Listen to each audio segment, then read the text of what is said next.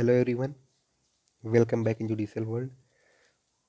हम लोग consolidation of holding act देख रहे थे, ठीक है, जिसमें हम लोगों ने सेक्शन 5 तक देख लिया था। इस लेक्चर में हम लोग सेक्शन 6 से कंटिन्यू करेंगे। सेक्शन 6 बात करता है cancellation of notification under section 4।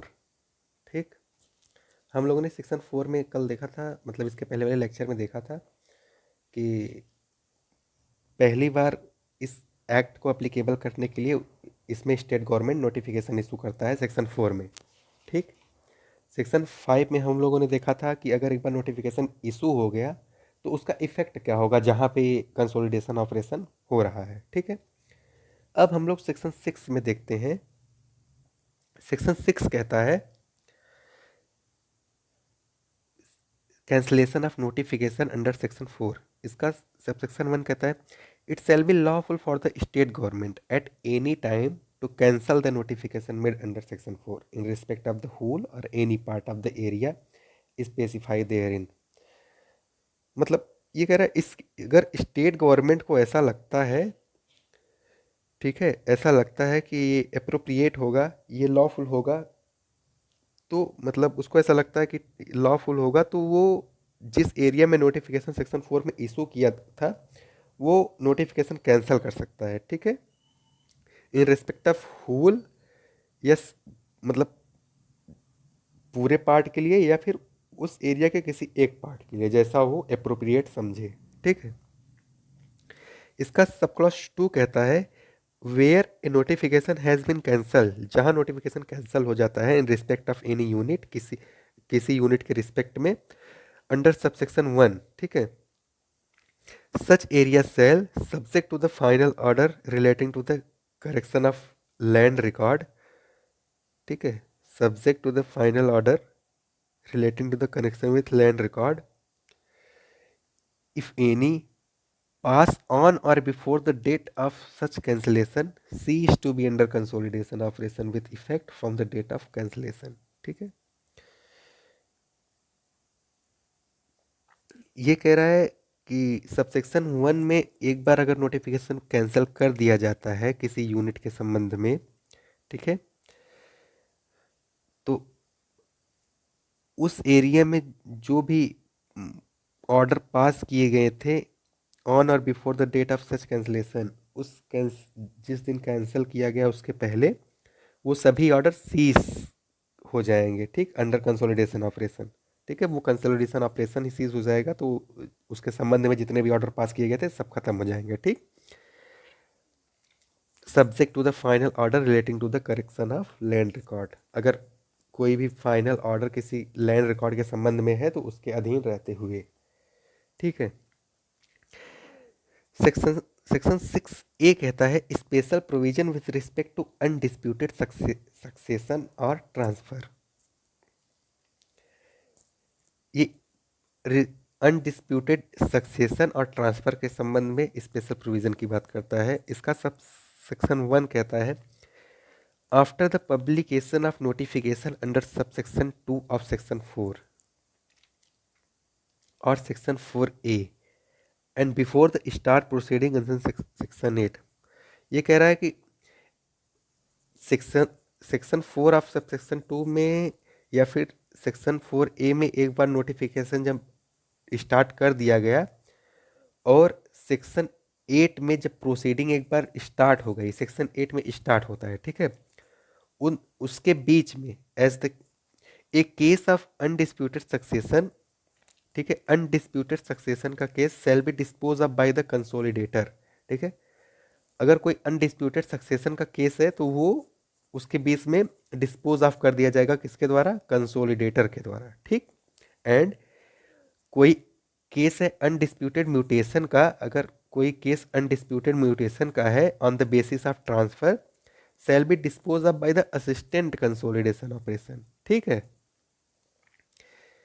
एक बार नोटिफिकेशन हो गया और फिर सेक्शन 8 में एक बार जब स्टार्ट हो गया उसके बीच में कंसोलिडेटर क्या करेगा? अनडिस्प्यूटेड सक्सेशन से रिलेटेड जो केस है उसको डिस्पोज ऑफ कर देगा और assistant consolidation officer undisputed mutation का जो केस है उसको डिस्पोज ऑफ कर देगा।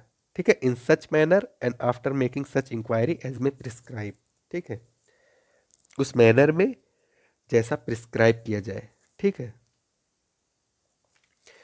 इसका प्रोविजो कहता है, इसका प्रोविजो कहता है no case shall be entertain, continue और dispose of under this section after the start of the proceeding under section 8। ठीक है, इसका प्रोविजो क्या कहता है, लेकिन एक बार अगर सेक्शन 8 में कोई प्रोसीडिंग स्टार्ट हो गई, ठीक है, अगर सेक्शन 8 की प्रोसीडिंग एक बार स्टार्ट हो गई तो कोई भी केस इंटरटेन नहीं किया जाएगा।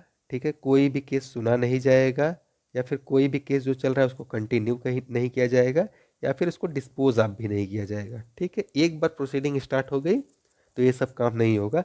उसके पहले नोटिफिकेशन से लेके प्रोसीडिंग स्टार्ट होने के बीच में ये सब काम किया जा सकता है। ठीक है, इसका प्रोविजो कहता है। और इसका सबसेक्शन 2 कहता है कि सबसेक्शन 1 में, सबसेक्शन 1 का order shall not be bar to an objection under section 9। ठीक है, सेक्शन 9 के ऑब्जेक्शन को बार नहीं करता। ठीक, अब हम लोग सेक्शन 7 देखते हैं।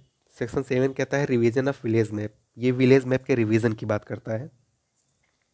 With a view to facilitate the revision of record of each village और पार्ट देयर ऑफ। ठीक है, रिवीजन ऑफ रिकॉर्ड मतलब किसी विलेज के या किसी विलेज के पार्ट के रिवीजन ऑफ रिकॉर्ड को इजी बनाने के लिए, फैसिलिटेट करने के लिए इन the unit and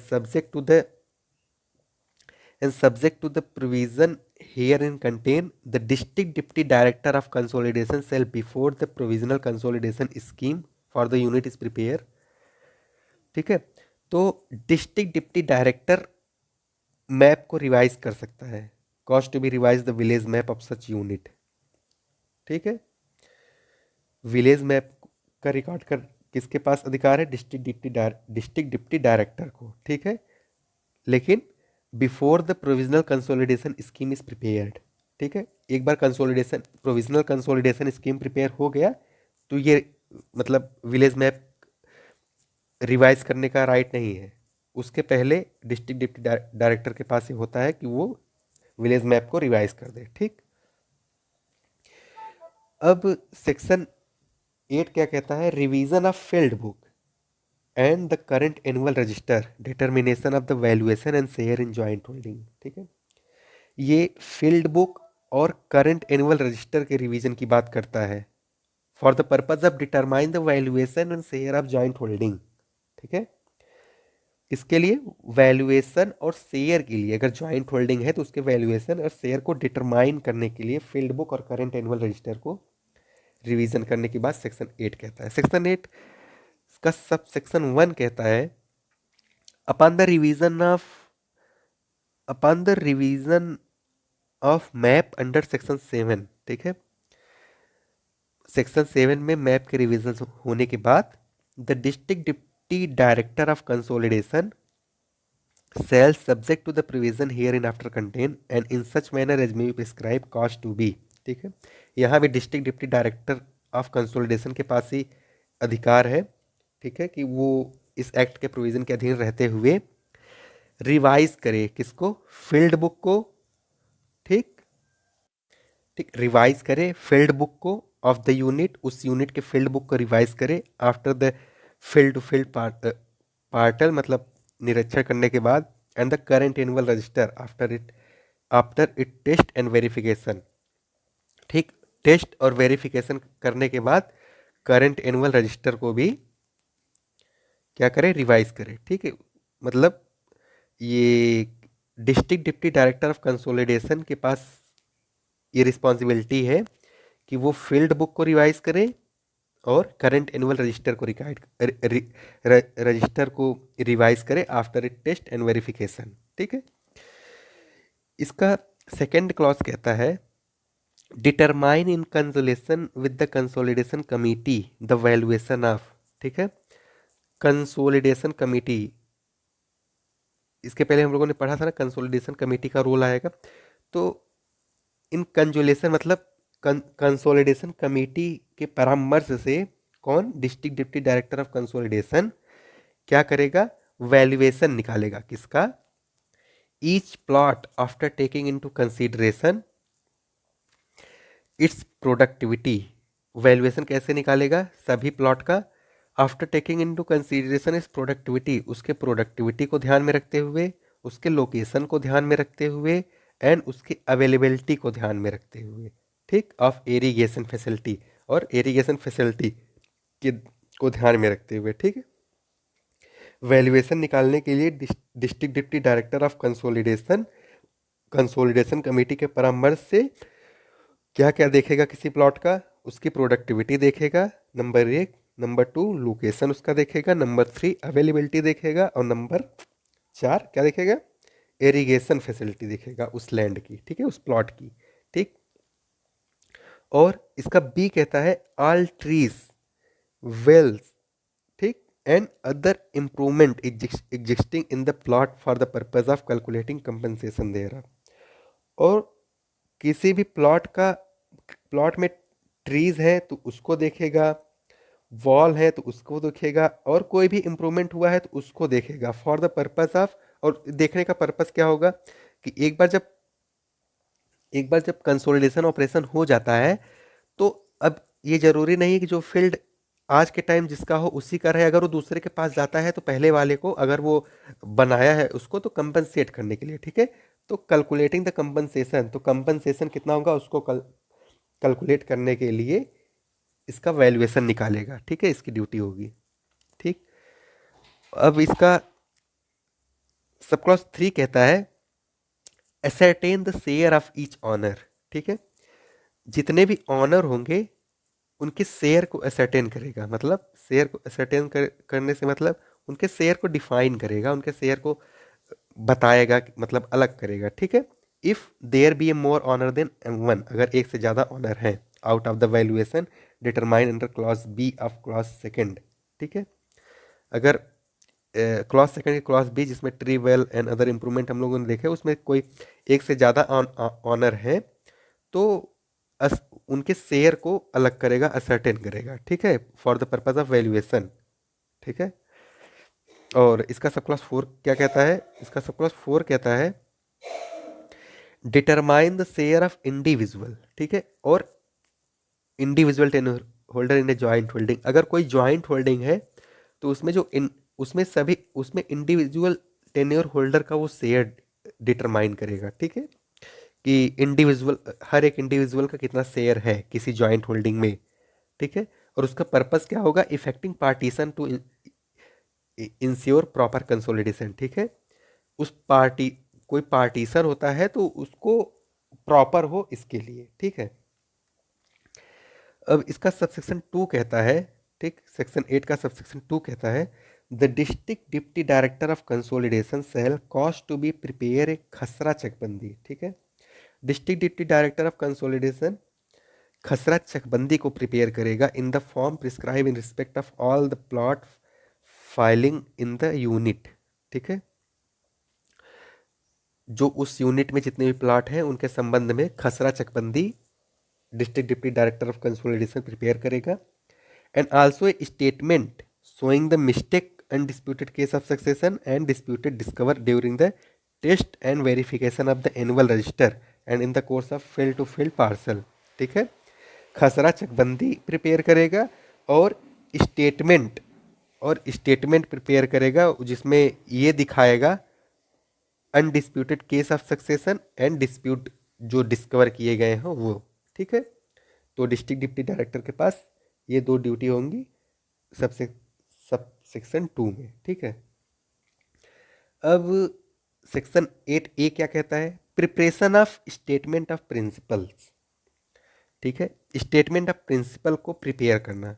section 8 A statement of principle को बनाने की बात करता है। इसका सब सेक्शन 1 कहता है the assistant consolidation officer shall in consultation with the consolidation committee, ठीक है। Assistant consolidation officer consolidation committee के परामर्श से प्रिपेयर करेगा, बनाएगा in respect of each unit under consolidation operation. Consolidation operation के अंदर जितने भी यूनिट हैं उनके संबंध में, ठीक, ए statement in the prescribe form, ठीक है। Assistant consolidation officer consolidation committee के परामर्श से एक स्टेटमेंट प्रिपेयर करेगा उस यूनिट के रिस्पेक्ट में जिसमें कंसोलिडेशन ऑपरेशन चल रहा है, ठीक है। और उस स्टेटमेंट को ही स्टेटमेंट ऑफ प्रिंसिपल कहा जाएगा, ठीक। Setting forth the principle to be follow in carrying out the consolidation operation in the unit, ठीक है। और वही स्टेटमेंट ऑफ प्रिंसिपल फॉलो किए जाएंगे कंसोलिडेशन ऑपरेशन में, ठीक है। इसका सब क्लॉज 1 यही कहता है। इसका सब क्लॉज 2 कहता है the statement of principle shall also contain, statement of principle और क्या क्या बताएंगे। ए कहता है detail of areas as far as they can be determined at this stage to be earmarked for extension of आबादी, ठीक है। एरिया का डिटेल्स देगा for the purpose of extension of आबादी और इंक्लूडिंग एरिया फॉर द आबादी site for Harijan and landless person in the unit, ठीक है। इंक्लूडिंग उसके अंदर और भी क्या क्या इंक्लूड होंगे, उसके अंदर इंक्लूड होंगे हरिजन तथा भूमिहीन व्यक्तियों की आबादी के लिए जो क्षेत्र हैं वो भी इंक्लूड होंगे, landless person in the unit and for such other public purposes, और भी जो पब्लिक पर्पस के लिए प्रिस्क्राइब किए जाए वो भी, ठीक है। और इसका सब क्लॉज बी बताता है the basis on which the tenure holder will contribute land, वो बेसिस बताया जाएगा जिसके बेस पे हर एक टेन्योर होल्डर कंट्रीब्यूट करेंगे अपने लैंड को फॉर द एक्सटेंशन ऑफ आबादी, ठीक है। आबादी के एक्सटेंशन के लिए, एक्सटेंशन ऑफ आबादी and for other public purpose, ठीक है। वो बेसिस बताया जाएगा जिसपे टेन्योर होल्डर कंट्रीब्यूट करेंगे लैंड को फॉर एक्सटेंशन ऑफ आबादी के लिए एंड पब्लिक पर्पस के लिए, ठीक है। सी कहता है detail of land to be earmarked for the public purpose out of land vested in a gaon sabha और local authority under section 117 of section 117A of the UP zamindari abolition and land reform act.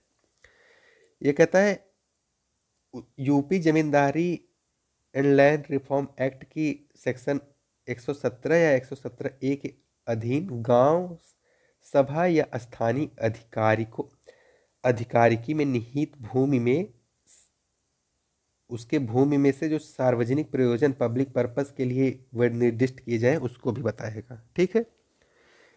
और इसका सब D कहता है कि the standard plot for the each unit, ठीक है। उस यूनिट के स्टैंडर्ड प्लॉट को भी बताएगा, ठीक। सबसेक्शन 3 कहता है the standard plot refer to in clause D of subsection 2 shall be determine, ये स्टैंडर्ड प्लॉट है, ये डिटरमाइन कैसे किए जाएंगे ये सबसेक्शन 3 बताता है, ठीक है। Determine by the assistant consolidation officer after the ascertaining from the member of consolidation committee, ठीक है, and the tenure holder of the unit. कैसे डिटरमाइन किए जाएंगे, असिस्टेंट कंसोलिडेशन ऑफिसर के द्वारा जो असर्टेन करेगा किससे, मेंबर ऑफ कंसोलिडेशन कमेटी और उस यूनिट के टेन्योर होल्डर से, ठीक है। द बेस्ट प्लॉट और plot of the unit, best plot plot of उस यूनिट और प्लॉट ऑफ द यूनिट उस यूनिट के प्लॉट और बेस्ट प्लॉट को, ठीक है। Regard being had to the productivity, किसके संबंध में, प्रोडक्टिविटी के संबंध में, लोकेशन के संबंध में and existing soil class of the plot और प्लॉट्स, ठीक है। 3 चीज, प्रोडक्टिविटी, लोकेशन और एग्जिस्टिंग सॉयल, ठीक है। और अब सेक्शन 9 हम लोग देखते हैं जो कहता है issue of extract from record and statement and publication of record mention in section 8 and 8A and the issue of notice for inviting objection, ठीक है। ये पब्लिकेशन ऑफ रिकॉर्ड की बात करता है और ऑब्जेक्शन उसके संबंध में कोई है तो उसके संबंध में बात करता है। सेक्शन 9 कहता है, सेक्शन 9 कहता है upon the preparation of record and statement mention in section 8 and 8A, ठीक है। जो 8 और 8A में रिकॉर्ड है उनको प्रिपेयर किए जाने के बाद, उनके स्टेटमेंट को मेंशन किए जाने के बाद, the assistant consolidation officer shall, जो असिस्टेंट कंसोलिडेशन ऑफिसर होगा, ठीक, जो असिस्टेंट कंसोलिडेशन ऑफिसर होगा, उसकी ड्यूटी होगी, सब क्लास ए कहता है करेक्ट द क्लरिकल मिस्टेक, ठीक है, क्लरिकल मिस्टेक, ठीक है, वो क्लरिकल मिस्टेक जो है उसको करेक्ट करे अगर कोई है, and send or cause to be send to the tenure holder concern and other person interested, ठीक है, क्लरिकल मिस्टेक को रेक्टिफाई करेगा, करेक्ट करेगा और उसको सेंड कर देगा किसके पास, टेन्योर होल्डर के पास, या फिर कोई अदर पर्सन है जो उस लैंड में इंटरेस्टेड है उसको, क्या, एक notice containing relevant extract from the current annual register, जिसमें क्या रहेंगे, current annual register and such other record as may be prescribe, ठीक है। इसका क्लॉज 1 कहता है their right in liability in relation to the land, जो बताएगा उसके राइट क्या है उस लैंड में और उसकी लाइबिलिटी क्या है, mistakes undisputed case of succession and disputed discover under section 8 in respect thereof, ठीक है, उसके संबंध में जो सेक्शन 8 के अंतर्गत पाई गई अशुद्धियां हो, ठीक है, जो अनडिस्प्यूटेड केस ऑफ सक्सेशन के मामले हो या फिर कोई और डिस्प्यूटेड केस हो, ठीक है। Specific share of individual tenure holder in joint holding for the purpose of effecting partition when necessary to ensure proper consolidation, ठीक है। स्पेसिफिक शेयर बताएगा हर एक इंडिविजुअल टेन्योर होल्डर का, इन अगर कोई ज्वाइंट होल्डिंग है तो for the purpose of effecting partition, partition को इफेक्ट में लाने के लिए, ठीक है। और उस प्लॉट का वैल्यूएशन बताएगा, valuation of tree wells and other improvement को बताएगा, ठीक है। कैलकुलेटिंग द कंपनसेशन, किस पर्पज के लिए, for the purpose of compensation, जिसको हम लोगों ने पहले भी पढ़ चुका था, ठीक है। Therefor and in apportionment among owner if there be more owner than one, ठीक है। तो जो नोटिस देगा, कौन कौन नोटिस देगा, असिस्टेंट कंसोलिडेशन ऑफिसर, जो करेक्ट करेगा और नोटिस देगा टेन्योर होल्डर और कोई भी पर्सन इंटरेस्टेड है तो उसमें ये सारी बातें रहेंगी, ठीक। इसका क्लॉज बी कहता है publish in the unit the current khasra and the current annual register, the khasra chakbandi, the statement of principal prepare under section 8A and any other record that may be prescribed to show inter alia the particular referred to in clause A, ठीक है। Publish करेगा उस unit में current खसरा को and the current annual register, खसरा चकबंदी को, ठीक है। द स्टेटमेंट ऑफ प्रिंसिपल जो सेक्शन 8A में प्रिपेयर किए गए हैं, या फिर कोई और रिकॉर्ड जो हो, ठीक है। इसका सबसेक्शन 2 कहता है any person to whom a notice under subsection 1 has been send, कोई भी पर्सन जिसे सबसेक्शन 1 में नोटिस सेंड किया गया है, और एनी अदर पर्सन इंटरेस्टेड, या और कोई भी पर्सन जो इंटरेस्टेड हो में, within 21 day of the receipt of notice, ठीक है, और for the publication under subsection 1 as the case may be, या तो 21 दिन के अंदर जब से वो नोटिस रिसीव किया है, और या फिर जब वो नोटिस पब्लिश किया गया है उस डेट के अंदर, ठीक है। As the case may be file before the assistant consolidation officer objection in respect thereof disputing the correctness of nature and entries in record or the in the extract furnishing their form or statement of principle, ठीक है। तो कोई भी person जिसे notice issue किया गया है या फिर कोई भी पर्सन जो इंटरेस्टेड है, वो नोटिस पाने के with in 21 days assistant consolidation officer के बाद पास कोई अगर ऑब्जेक्शन है तो उसको रेस कर सकता है in regard to dispute correctness of, उसके करेक्टनेस के बारे में और उसके नेचर ऑफ एंट्रीज के बारे में जो उस रिकॉर्ड में है, या फिर स्टेटमेंट ऑफ प्रिंसिपल के बारे में जो कोई भी है, तो वो with in 21 day assistant consolidation officer के पास दे सकता है। तो ठीक, सब सेक्शन 2 ऑब्जेक्शन की बात करता है, ठीक है। अब सेक्शन 9A है जो बात करता है disposal of case relating to claim land and partition of joint holding, जिसे हम लोग नेक्स्ट लेक्चर में देखेंगे। ठीक है, आज के लिए इतना ही। Thank you so much.